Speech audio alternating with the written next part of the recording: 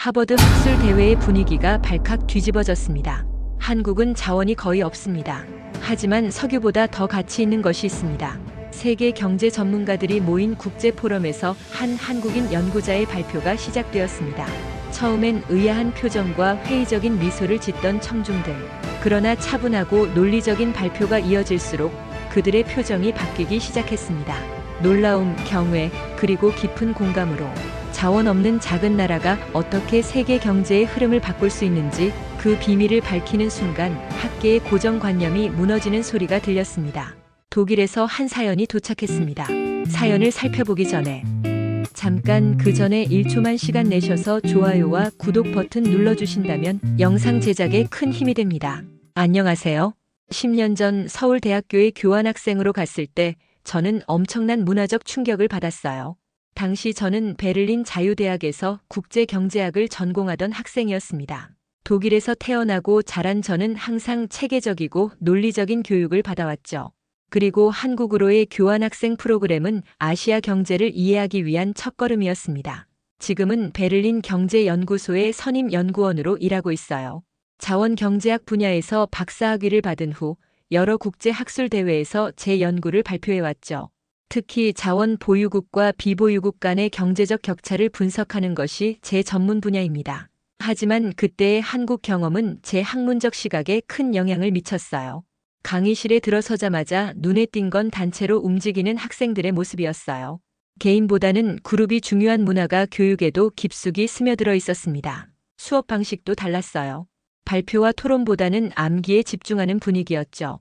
교수님들의 일방적인 말투도 인상적이었습니다. 질문을 던지면 이것은 이렇게 하는 겁니다라는 식의 답변이 돌아왔어요. 독일에서는 상상할 수 없는 일이었죠.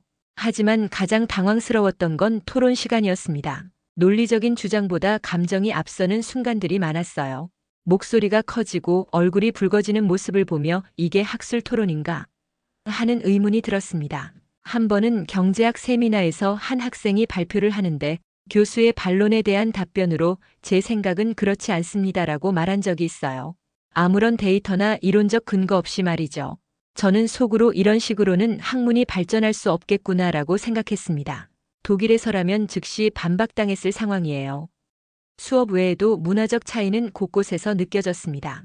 도서관에서 그룹 스터디를 하는 학생들의 시끄러운 토론, 연구실에서 교수를 기다리며 줄 서 있는 학생들, 그리고 학과 행사에서 느껴지는 집단적인 분위기까지 모든 것이 제가 익숙했던 독일의 개인주의적이고 논리 중심적인 학문 환경과는 달랐어요. 그 경험 이후 저는 한국은 논리보다 분위기에 좌우되는 나라라는 고정관념을 갖게 됐어요. 처음엔 단순한 인상이었지만 점차 확신으로 바뀌었죠.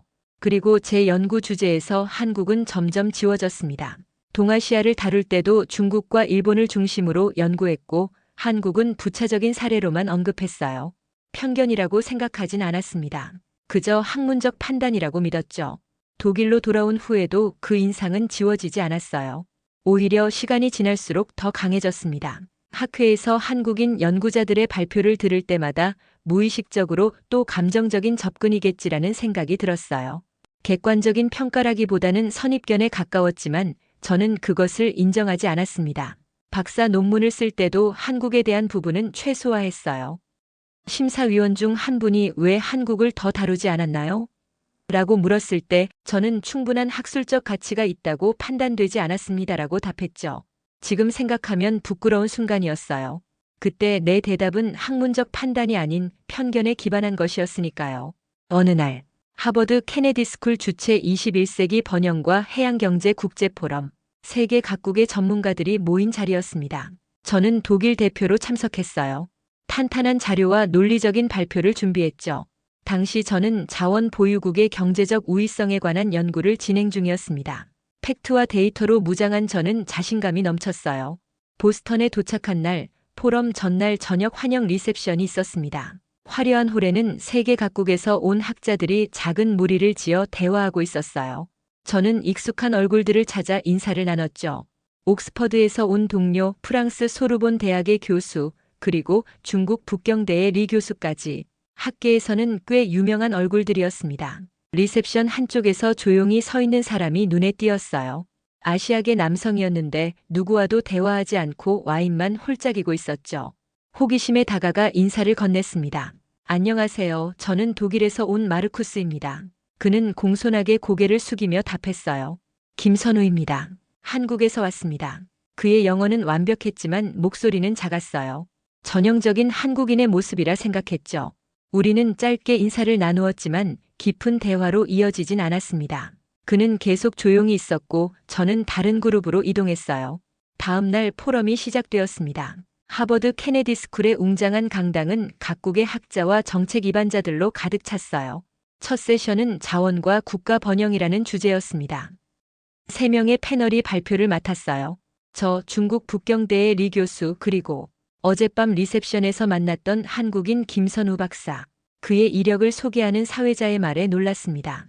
서울대학교를 수석으로 졸업하고 프린스턴에서 박사 학위를 받은 뒤 현재는 한국해양전략연구소의 소장이라고 했어요. 인상적인 경력이었지만 솔직히 별 기대가 없었습니다. 과거 경험에 비춰볼 때 또 감정적인 발표가 나올 거라 생각했죠. 포럼이 시작되고 리 교수가 첫 발표를 맡았습니다. 카리스마 넘치는 목소리로 그는 선언했어요.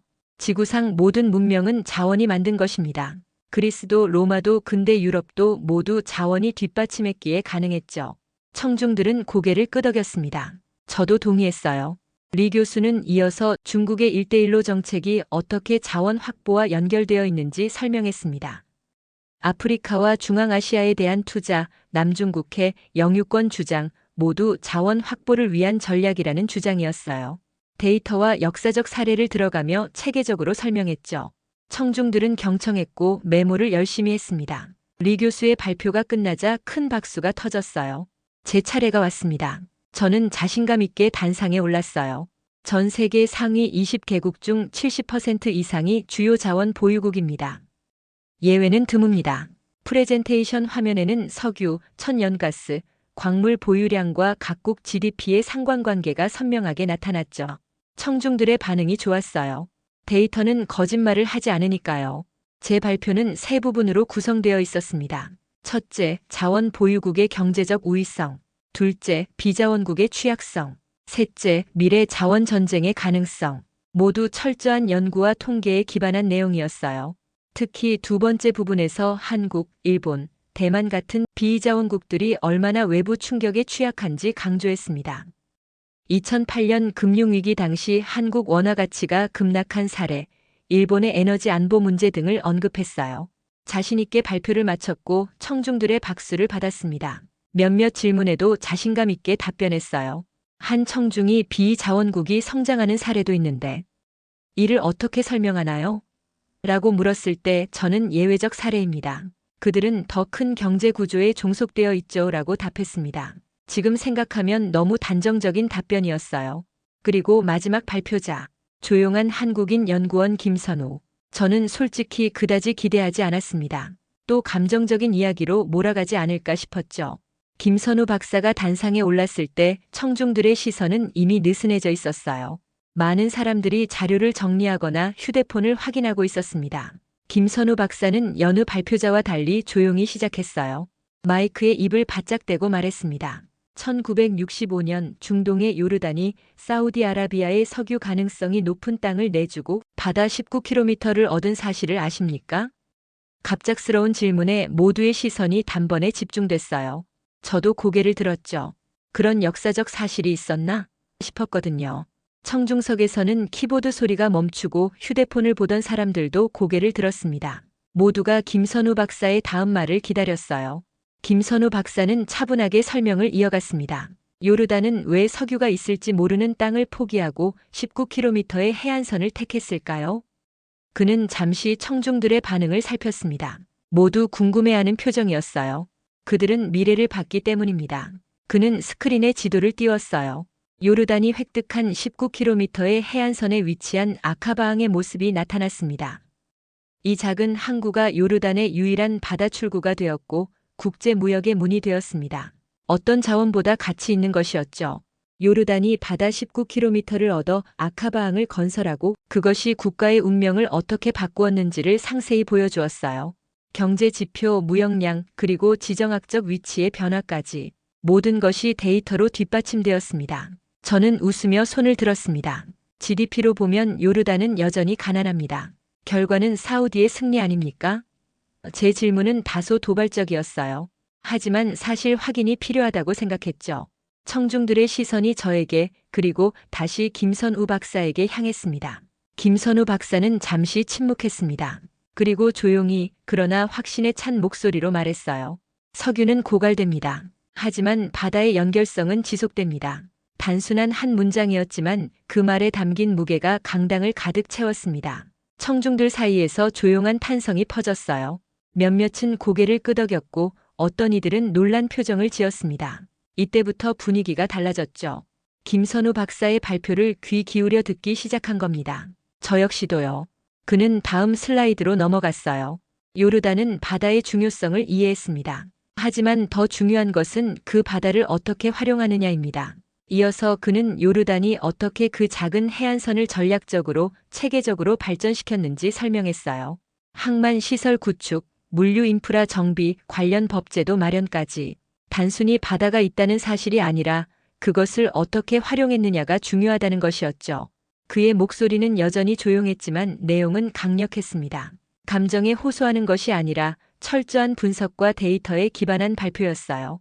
청중들은 더 이상 다른 일을 하지 않고 오직 김선우 박사의 발표에만 집중했습니다. 저도 마찬가지였어요.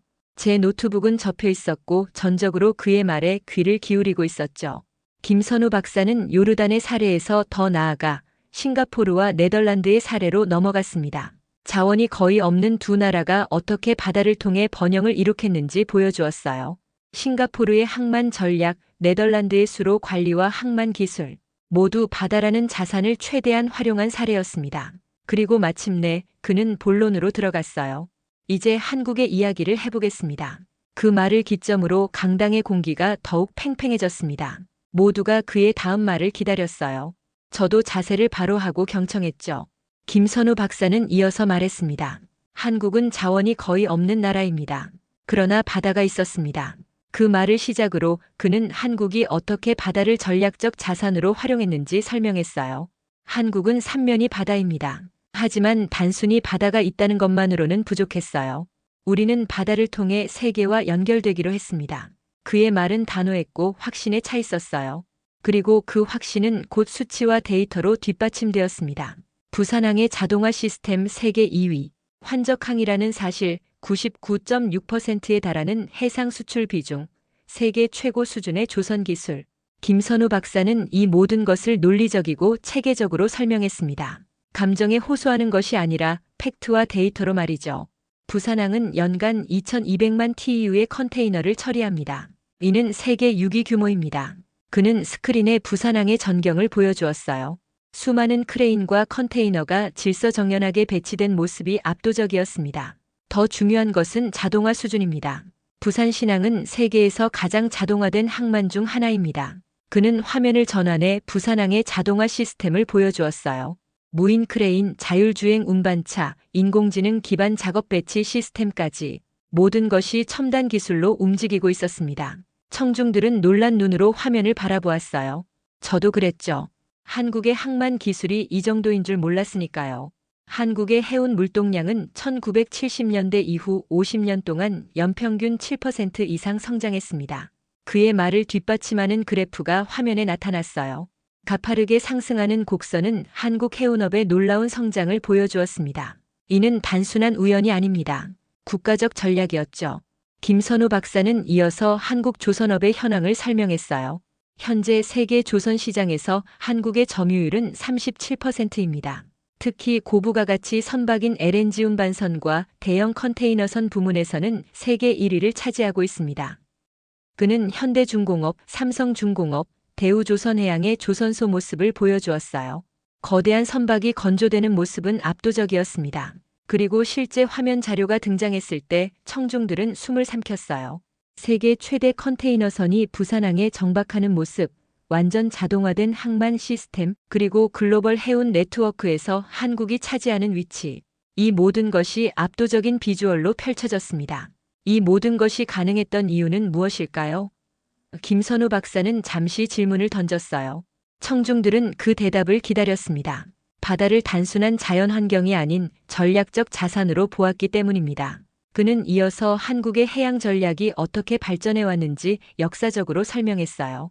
1960년대 초 경제개발 계획에서부터 항만 개발, 조선업 육성, 해운업 지원에 이르기까지 모든 것이 체계적인 계획 아래 진행되었다는 것을 보여주었습니다. 한국은 석유도 없고 가스도 없고 주요 광물 자원도 없습니다. 하지만 바다를 통해 세계와 연결되었고 그 연결성이 우리의 가장 큰 자산이 되었습니다.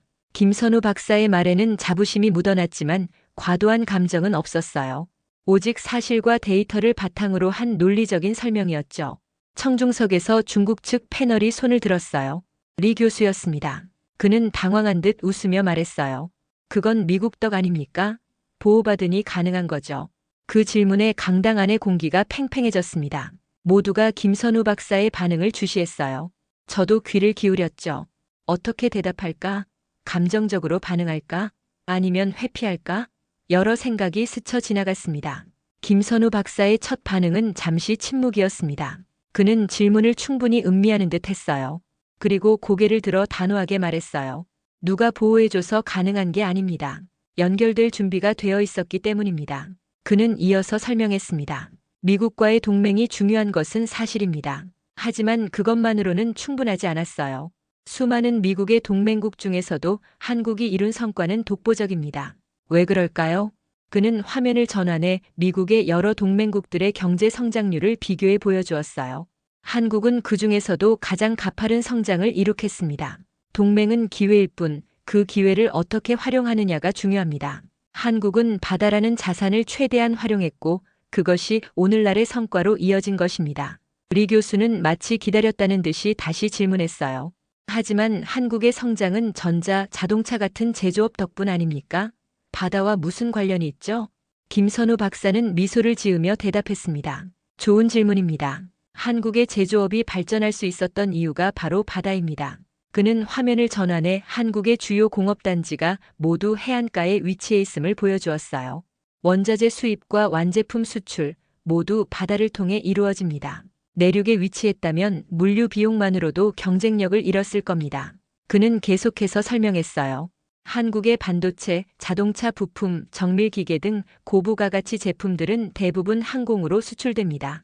하지만 그 생산에 필요한 원자재와 장비는 대부분 해상으로 들어옵니다. 바다는 한국 산업의 혈관이자 동맥입니다. 청중들은 깊이 고개를 끄덕였어요.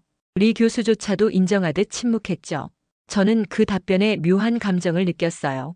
한국인의 답변치고는 굉장히 논리적이었거든요. 편견이 무너지는 소리가 들리는 것 같았습니다. 하지만 여전히 의문은 남아있었고 저는 다시 손을 들었어요. 바다는 수단일 뿐입니다. 바닷가에 있는 많은 나라는 여전히 가난합니다. 왜죠? 제 질문은 도전적이었어요. 그의 논리에 허점을 찾고 싶었는지도 모르겠습니다. 사실 저는 여전히 자원이 국가 경쟁력의 핵심이라는 제 주장을 포기하고 싶지 않았던 거예요. 김선우 박사는 준비된 듯 차분히 말했어요. 바다는 단순한 위치가 아닙니다. 준비된 나라만이 그것을 전략으로 바꿉니다. 그는 화면을 넘겨 세계 지도를 보여주었어요. 해안선이 있는 나라들이 색깔로 구분되어 있었습니다. 세계 약 150개국이 바다와 접해 있습니다. 하지만 그중 진정한 해양 국가로 발전한 나라는 얼마나 될까요? 그는 지도 위에 숫자를 표시했어요. 20개국 정도입니다. 약 13%에 불과하죠.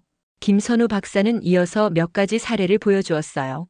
비슷한 해안선 길이를 가진 국가들 중에서도 경제 발전 수준이 크게 차이 나는 사례들이었습니다. 예를 들어 필리핀과 일본은 모두 섬나라입니다. 그러나 경제 규모는 20배 이상 차이가 납니다. 왜일까요? 그는 두 나라의 항만 개발 역사, 해운 정책, 조선 산업 육성 전략 등을 비교했어요. 일본이 얼마나 체계적으로 바다를 활용했는지, 반면 필리핀은 어떤 기회를 놓쳤는지 분석했습니다. 데이터와 역사적 사실에 기반한 객관적인 분석이었어요. 해안선이 긴 아프리카 국가들을 보십시오. 모잠비크, 탄자니아, 소말리아. 모두 긴 해안선을 가졌지만 그것을 효과적으로 활용하지 못했습니다. 반면 아시아의 싱가포르, 한국, 중국은 어떻게 바다를 활용했는지 비교해 보시기 바랍니다. 김선우 박사는 화면을 전환해 몽골, 에티오피아 같은 내륙 국가들의 사례를 보여주었어요.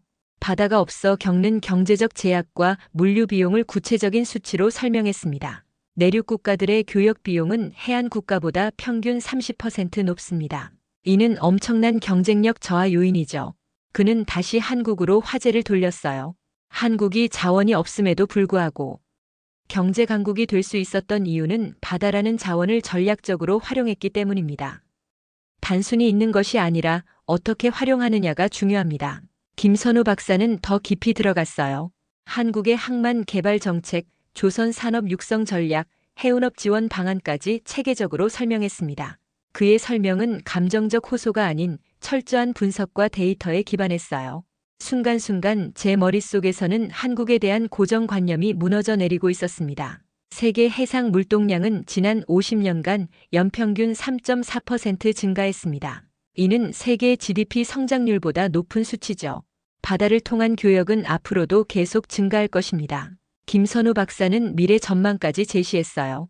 자원은 고갈되지만 바다의 가치는 시간이 지날수록 더 커질 것입니다. 그는 다시 한번 강조했습니다. 한국은 자원이 없다는 사실을 바다가 있다는 기회로 바꾸었습니다. 이것이 우리의 전략이었고 성공의 비결이었죠. 청중석에서는 질문이 이어졌어요. 프랑스 학자가 손을 들었습니다.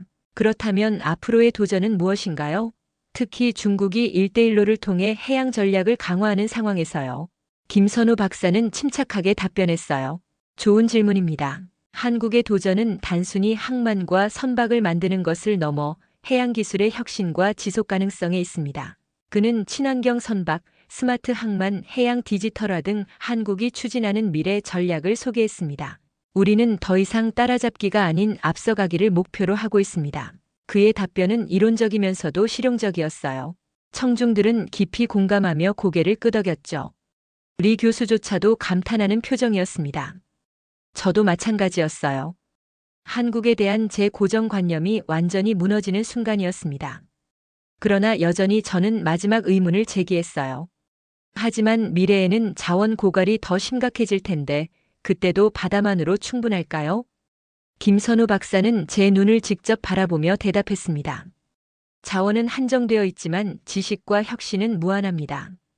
한국의 전략은 바다를 통해 세계의 지식과 혁신을 흡수하고 새로운 가치를 창출하는 것입니다. 이것이 우리가 자원 제약을 넘어설 수 있는 방법이라고 믿습니다. 그의 답변에 저는 말문이 막혔습니다. 제가 알고 있던 감정적인 한국의 모습은 온데간데 없고 철저한 분석과 논리로 무장한 발표자가 서 있었어요. 청중석에서는 박수가 터졌고 리 교수는 얼굴이 굳어진 채 조용히 자리를 정리했습니다. 김선우 박사의 발표가 끝나고 토론 세션으로 넘어갔어요. 청중들의 질문이 쏟아졌고 대부분은 김선우 박사를 향한 것이었습니다. 그는 모든 질문에 차분하고 논리적으로 답변했어요. 감정에 호소하는 순간은 단 한 번도 없었습니다. 저는 그 모습을 지켜보며 혼란스러웠어요. 제가 그동안 한국에 대해 가지고 있던 편견이 얼마나 잘못된 것이었는지 깨닫고 있었거든요. 뿌리 깊은 고정관념이 무너지는 순간이었습니다. 발표가 끝나고 휴식 시간, 많은 청중들이 김선우 박사에게 몰려들었어요. 저는 멀리서 그 모습을 지켜보았습니다. 이런 느낌은 처음이었어요. 누군가에게 완벽하게 논리적으로 설득당한 느낌이요. 그것도 제가 감정적이라고 여겼던 한국인에게 말이죠. 휴식 시간이 끝나고 다음 세션이 시작되기 전에 화장실에 들렀어요. 거울 앞에서 물을 찍어 얼굴을 적시는데 옆에서 누군가가 말을 걸었습니다. 김선우 박사였어요. 발표 어땠습니까? 너무 지루하진 않았나요? 그는 미소를 지으며 물었습니다. 저는 솔직하게 대답했어요. 아니요, 전혀요. 오히려 제 생각을 완전히 바꿔놓았습니다. 김선우 박사는 약간 놀란 듯 했어요. 어떤 점에서요? 한국에 대한 저의 편견이요. 저는 주저없이 말했습니다. 10년 전 서울대에서 교환학생으로 있을 때 형성된 고정관념이 있었거든요. 한국인들은 감정적이고 논리보다는 분위기에 좌우된다고요. 김선우 박사는 잠시 생각하더니 웃으며 대답했어요. 문화적 차이죠. 우리는 때로 감정을 표현하는 방식이 다를 수 있습니다. 하지만 그것이 논리가 부족하다는 뜻은 아니에요. 저는 고개를 끄덕였습니다. 오늘 그것을 확실히 깨달았어요. 당신의 발표는 제가 들어본 것 중 가장 논리적이고 설득력 있는 발표 중 하나였습니다. 김선우 박사는 겸손하게 웃었어요. 과찬이십니다. 저는 그저 우리나라의 이야기를 하고 싶었을 뿐입니다. 우리는 함께 다음 세션이 열리는 강당으로 향했어요. 가는 길에 저는 용기를 내 질문했습니다. 한국이 바다를 활용해 이룬 성과가 정말 놀랍습니다. 하지만 이제는 중국과 같은 강대국들이 해양 전략을 강화하고 있는데 한국은 어떻게 대응할 계획인가요? 김선우 박사는 진지하게 대답했어요. 좋은 질문입니다. 우리는 더 이상 단순한 양적 성장을 추구하지 않습니다. 이제는 질적 성장, 즉 기술 혁신과 지속 가능성에 집중하고 있어요. 예를 들어 친환경 선박, 자율운항 기술, 스마트 항만 등이 우리의 미래 전략입니다. 저는 깊이 고개를 끄덕였어요. 그의 설명은 논리적이면서도 비전이 있었습니다. 제가 생각했던 것보다 훨씬 깊고 체계적인 전략이었죠. 마지막 세션이 끝나고 포럼 일정이 모두 마무리되었어요. 포럼이 끝난 뒤 저는 김선우 박사에게 다가가 인사를 건넸습니다. 오늘 당신의 발표에서 배웠습니다. 논리와 철학 모두를 가진 발표였어요. 김선우 박사는 환하게 웃으며 답했어요. 우리에겐 선택지가 많지 않았습니다. 그래서 바다를 전략으로 만들 수밖에 없었습니다. 그 말에 담긴 진심이 느껴졌어요. 필요가 혁신을 낳는다는 말은 들어봤지만 국가적 차원에서 그것을 실현한 사례를 직접 목격하니 감회가 새로웠습니다. 혹시 오늘 저녁에 시간 있으세요? 보스턴의 좋은 레스토랑을 알고 있는데 대화를 더 나누고 싶네요. 제가 제안했어요. 김선우 박사는 기꺼이 수락했습니다. 좋습니다. 저도 당신과 더 이야기하고 싶었어요. 그날 저녁 우리는 찰스강이 내려다 보이는 레스토랑에서 만났어요. 와인 한 잔을 나누며 바다와 자원 그리고 국가 전략에 대해 깊은 대화를 나눴습니다. 그동안 제가 얼마나 편협한 시각으로 세상을 바라보고 있었는지 깨닫는 순간이었어요. 뒤풀이에서 그는 이렇게 말했습니다. 우리는 자원이 없기에 바다를 선택했고 그 위에 조선, 무역, 기술을 올렸습니다. 그리고 이제는 철학까지 이야기할 수 있게 되었죠. 와인잔을 기울이며 김선우 박사는 계속 이야기했어요. 한국이 처한 환경은 늘 도전의 연속이었습니다. 북쪽의 위협, 부족한 자원, 좁은 국토. 그러나 이러한 제약이 오히려 우리를 창의적으로 만들었어요. 그의 말에 깊이 공감했습니다. 저도 제 연구 경험을 나누었어요. 제가 연구한 바로는 국가의 성공 요인을 너무 단순하게 생각했던 것 같아요. 자원만이 전부가 아니라는 것을 이제야 깨닫습니다. 김선우 박사는 고개를 끄덕였어요. 자원은 중요하지만 그것을 어떻게 활용하느냐가 더 중요합니다. 한국은 바다라는 자원을 통해 세계와 연결되었고 그 연결성이 우리의 가장 큰 자산이 되었죠. 레스토랑 창문 너머로 보이는 찰스강의 물결이 달빛에 반짝였어요. 그 모습을 바라보며 김선우 박사는 말했습니다. 바다는 단절이 아닌 연결입니다. 한국은 그 철학을 경제 전략의 중심에 두었죠. 저는 그의 말을 곱씹으며 생각했어요. 철학이 경제를 만들었다. 이 관점은 제가 그동안 연구해온 방식과는 완전히 달랐습니다. 저는 고개를 끄덕이며 말했습니다. 우리는 자원이 많아서 철학을 잊은 건 아닐까 문득 그런 생각이 들었습니다. 김선우 박사의 눈이 반짝였어요. 정확히 그렇습니다. 풍요로움이 때론 안일함을 가져오죠. 한국은 선택의 여지가 없었기에 더 창의적이고 혁신적인 방법을 찾아야 했습니다. 우리는 밤이 깊어가는 줄도 모르고 대화를 계속했어요. 한국의 해양 전략, 독일의 자원 정책, 그리고 미래의 도전과 기회에 대해 두 나라, 두 문화의 차이를 넘어 학자로서의 열정으로 이어진 대화였습니다. 가장 흥미로운 점은 김선우 박사가 말했어요. 한국이 바다를 통해 얻은 것이 단순한 경제적 이익을 넘어서는 것이라는 겁니다. 우리는 개방성, 연결성, 그리고 혁신의 문화를 얻었죠. 이것이 진정한 자산입니다. 그 말에 깊이 공감했어요. 저도 제 생각을 나누었습니다. 자원은 유한하지만 지식과 문화는 무한하군요. 어쩌면 이것이 미래를 준비하는 진정한 방법일지도 모르겠습니다. 자정이 넘어 우리는 각자의 호텔로 돌아갔어요. 하지만 그날의 대화는 제 마음속에 깊이 남았습니다. 한국과 바다 그리고 자원에 대한 제 생각이 완전히 바뀌었으니까요. 몇 달 후 저는 새로운 연구 프로젝트를 시작했습니다. 포스트 코리언 메러타임 스트래터지, 한국의 해양 전략을 중심으로 세계 경제를 다시 보는 시도예요. 제 연구실은 부산항의 사진과 한국 해양 역사 서적으로 가득 찼습니다. 연구소 일과 병행해 베를린 대학에서 특강을 하며 학생들에게 말했죠. 이제 우리는 바다 문화 지식도 귀중한 자원으로 정의할 겁니다. 연구가 진행될수록 한국의 해양 전략이 얼마나 혁신적인지 더욱 분명해졌어요. 그리고 저는 자주 그날을 떠올립니다. 나를 흔든 건 누군가의 외침이 아니라 조용하고 단단한 논리였어요. 지금 나는 한국이라는 나라를 다시 배우는 중입니다. 자원의 부재가 어떻게 새로운 기회가 될 수 있는지, 이것이야말로 진정한 학문적 발견이 아닐까 생각합니다. 여러분들, 오늘의 사연 어떻게 들으셨나요? 김선우 박사의 조용하지만 단단한 논리는 자원이 아닌 철학과 전략이 국가의 미래를 바꿀 수 있음을 보여주었습니다.